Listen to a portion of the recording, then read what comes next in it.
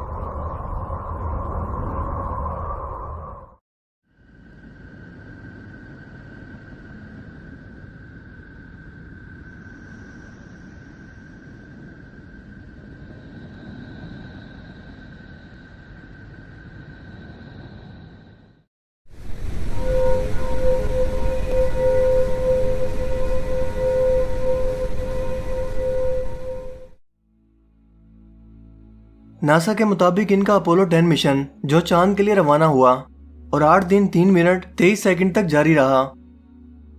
इसके बारे में कहा जाता है कि इसने चांद की सतह पर कदम तो ना रखा, लेकिन इसके गिर्द चक्कर लगाकर तमाम इंफॉर्मेशन इकट्ठी करता रहा। इसने चांद के स्याह हिस्से पर यानी डार्क साइड पर कुछ अजीबोगरीब आवाजों को सुना और इन्हें एलियंस के सिग्नल का नाम दिया गया।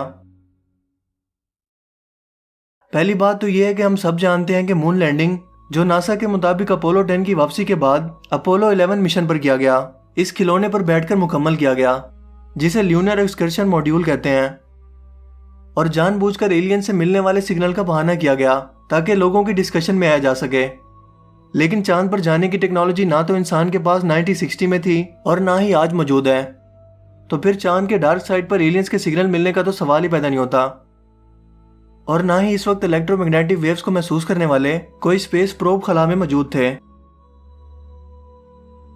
स्पेस में मौजूद इन बड़े बड़े ऑब्जेक्ट्स का इंसानी समाअत के काबिल आवाजें खारिज ना करना एक मसलियत की वजह से है, क्योंकि ये एक कॉमन सेंस की बात है कि जितना बड़ा ऑब्जेक्ट होगा उसकी आवाज की शिद्दत भी उतनी ज्यादा होगी।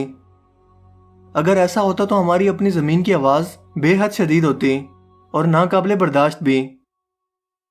चलें इसे भी छोड़ें, हमारे सूरज की मिसाल ले लें जो हमारी जमीन से साइज में 10 लाख गुना बड़ा है और चाहे जमीन से एक खास फासले पर है, लेकिन फिर भी इसकी आवाज इतनी ज्यादा होती कि इंसानी कानों को बहरा कर देती, जो ये साबित करता है कि इस दुनिया को बनाने वाले ने इस पूरी कायनात को इंसानों के रहने के लिए एक परफेक्ट माहौल बनाकर दिया। हाल ही में नासा के एक प्रोब के सानी ने जो जुपिटर के पास उड़ रहा था, इसने कुछ अजीब रेडियो वेव्स को सुना और ये खबर आजकल पूरी दुनिया में ट्रेंडिंग में है, क्योंकि इसे भी एलियंस की तरफ से मिलने वाला कोई पैगाम बना दिया गया।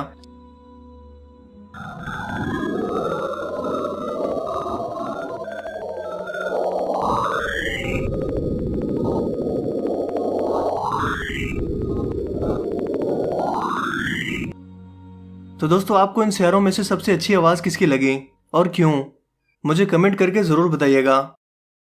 और ये भी कि मजीद स्पेस के मुतालिक वीडियोस होनी चाहिए या नहीं। मुझे उम्मीद है कि आज की यह वीडियो आपके लिए काफ़ी इन्फॉर्मेटिव होगी और आपको पसंद आई होगी। अगर वीडियो आपको अच्छा लगा हो तो इस वीडियो को लाइक कीजिए और दोस्तों के साथ भी इस इन्फॉर्मेशन को ज़रूर शेयर कीजिए। मजीद इस तरह की वीडियोस के लिए आप हमारे चैनल को ज़रूर सब्सक्राइब कीजिए।